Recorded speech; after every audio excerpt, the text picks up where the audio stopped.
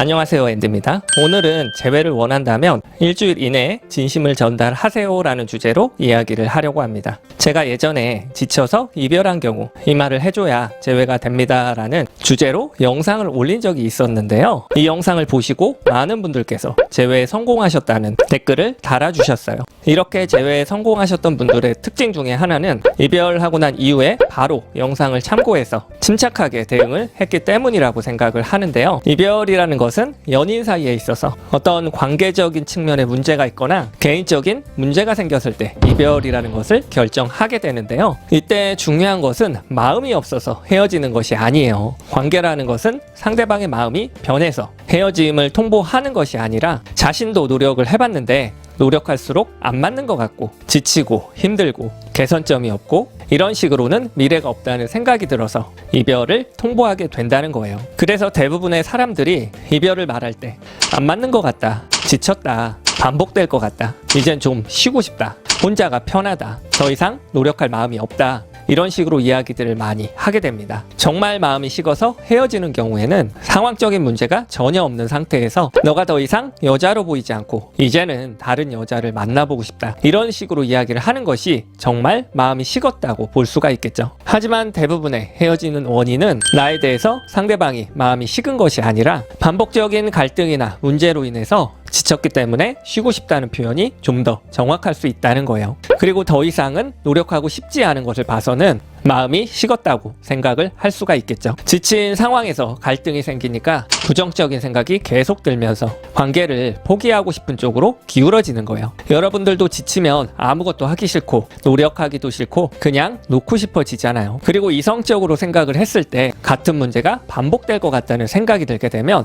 마음이 냉랭해지면서 냉정하고 단호한 사람처럼 보일 수 있다는 겁니다. 이렇게 냉정하고 단호하게 이별을 말한 그 사람과 다시 만나기 위해서는 상대방의 마음을 이해해주고 편안하게 해주면서 이별의 원인에 대해서는 내가 명확하게 인식하고 있는 그런 모습들을 보여주면서 진정성이 있고 침착하게 대응한다면 다시 마음이 돌아올 수도 있다는 겁니다. 하지만 이별을 갑자기 통보받는 입장에서는 상대방을 이대로 보내버리면 영원히 끝나게 될까봐 붙잡는 데만 급급한 나머지 그 사람을 더욱 지치게 만드는 경우가 많아요. 언제부터 헤어질 생각을 했었냐, 어떻게 그렇게 사람의 마음이 한순간에 변하냐, 고작 우리 관계가 그 정도밖에 안 되었냐, 우리가 함께한 추억들도 많았고 좋았었지 않았냐고, 어떻게 매일 좋기만 할 수 있냐고, 그렇게 냉정한 사람이었냐, 이렇게 갑자기 이별을 통보하면 나는 어떻게 하라는 말이냐, 나랑 결혼하자는 지키지 못할 약속은 왜 한 거냐, 고작 그 정도의 사람이었냐, 도대체 그게 헤어지는 이유가 되냐,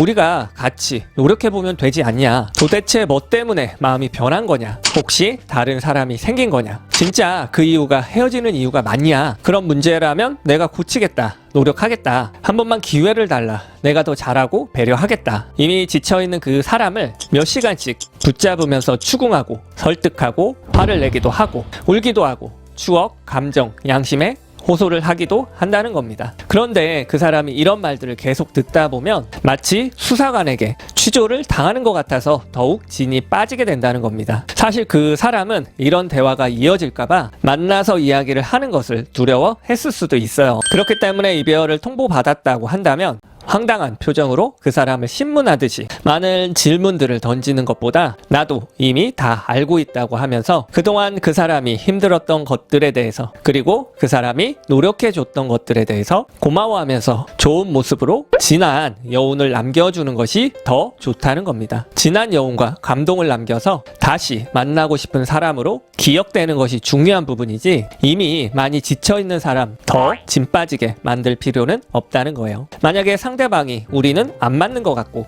지쳤다, 이제는 혼자가 편하다, 마음이 식은 것 같다, 이런 이야기를 들었다고 한다면 이렇게 이야기를 해주는 것이 좋겠죠. 내가 너무 오랜만에 연애를 하다 보니까 미숙한 점도 많았고 연애를 어떻게 해야 되는지 잘 몰랐던 것 같다. 나도 내 삶에 집중하면서 연애는 적당히 거리를 두고 만났어야 되는데 그런 부분은 잘 하지 못하고 서운하다는 말을 자주 했으니 그런 내 모습에 오빠도 지쳤을 것 같다. 오빠도 힘들 때마다 기댈 수 있고 의지할 수 있는 사람과 연애를 하고 싶었을 텐데 내가 오빠에게 기대하는 것이 많다 보니까 나라는 사람은 오빠 입장에서는 기댈 수 있는 그런 사람이 아니라고 생각이 들었을 것 같다. 오빠도 자기만의 시간이나 쉼이 필요했을 텐데 나는 그런 모습들이 마치 사랑이 식었다고 생각을 했으니 오빠 입장에서는 우리 관계가 힘들고 많이 답답했을 것 같다. 그러면서 비슷한 문제가 반복되고 이 관계에 있어서 긍정적인 영향을 받을 수가 없으니 점점 지쳐갔으리라는 그런 생각이 들어. 나도 돌이켜 생각을 해보면 오빠를 만나기 전에는 인간관계도 폭넓게 하고 취미생활도 몇 개씩 하면서 바쁘게 살았었는데 오빠를 만나게 된 순간부터 내 모든 시간들이 오빠에게 다 맞춰지면서 그렇게 지냈던 것 같다. 그러다 보니까 자연스럽게 기대하는 것도 많아지고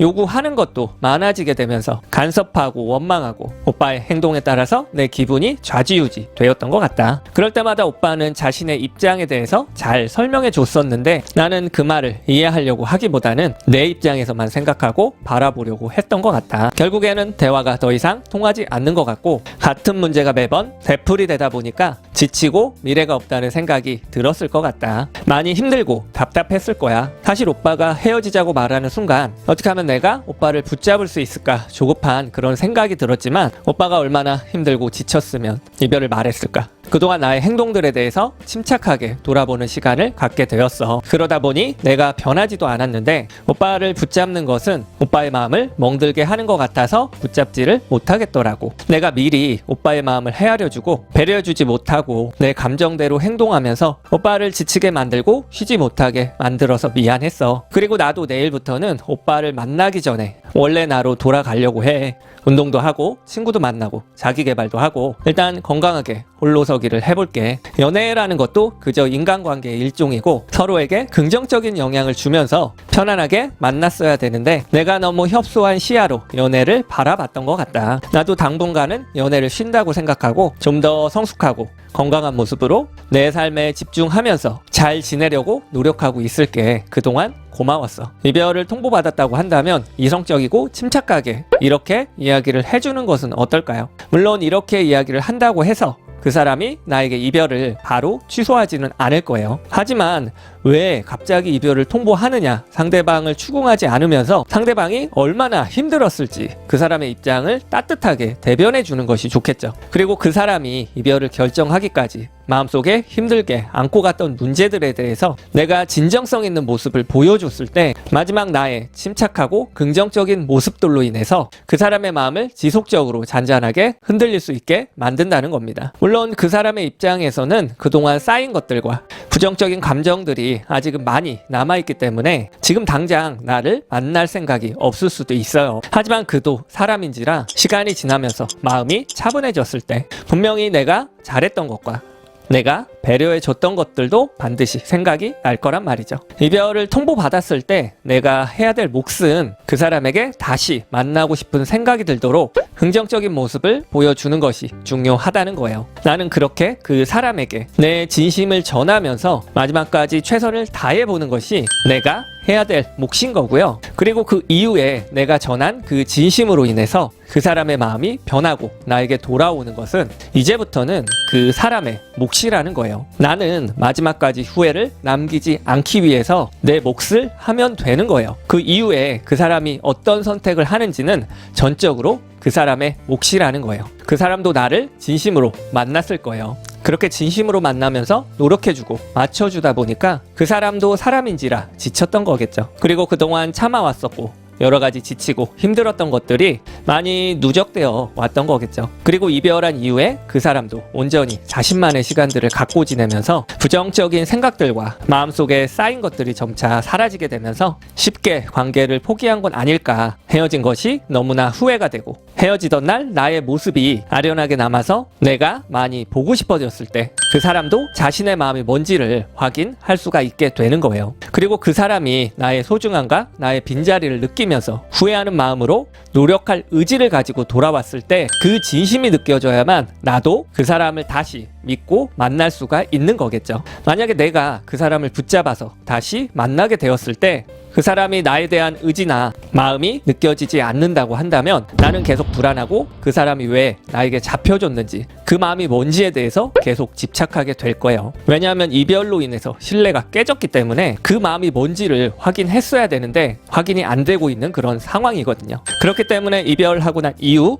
일주일의 시간 동안 내가 해야 될 몫은 무작정 그 사람을 붙잡는 것이 아니라 그 사람에게 진정성 있는 모습으로 침착하게 내 진심을 전달하는 것이 중요하다고 볼 수가 있습니다. 그리고 난 이후에 나는 내 삶을 돌아보면서 좀 더 건강한 연애를 준비하는 시간들을 갖는 것이 좋겠죠. 그 사람도 지쳤던 마음이 회복되면서 나와의 관계를 되돌아보면서 후회가 될 때 이전보다 건강하고 발전적인 관계로 이어질 수가 있다는 겁니다. 그렇기 때문에 이별하고 난 일주일의 기간 동안 내가 해야 될 몫은 그 사람에게 최대한 진정성 있는 모습으로 침착하게 내 진심을 전달하는 것이 중요하다고 볼 수 있습니다. 나비 효과라는 말이 있는데요. 나비의 작은 날개짓이 날씨의 변화를 일으키는 것처럼 마지막 이별의 순간 나의 침착한 대응이 그 사람의 마음을 움직일 수가 있다는 것을 기억하셨으면 좋겠습니다. 현재 이별로 인해서 힘든 시기를 보내시고 계신 분들이 많으실 텐데요. 추운 겨울이 지나고 따뜻한 봄이 오고 무더운 여름이 지나고 시원한 가을이 오는 것처럼 그 사람이 내 곁에 있던 없던 그런 것과 상관없이 내 마음이 괜찮아지고 행복해지는 그런 시기가 오게 될 거예요. 그때까지 너무 아프지 마시고 잘 지내셨으면 좋겠습니다. 오늘도 좋은 생각거리가 되었으면 좋겠습니다. 다음에 더 괜찮은 영상으로 찾아뵐게요. 영상이 마음에 드셨다면 구독, 좋아요 눌러주세요. 이상으로 앤디였습니다.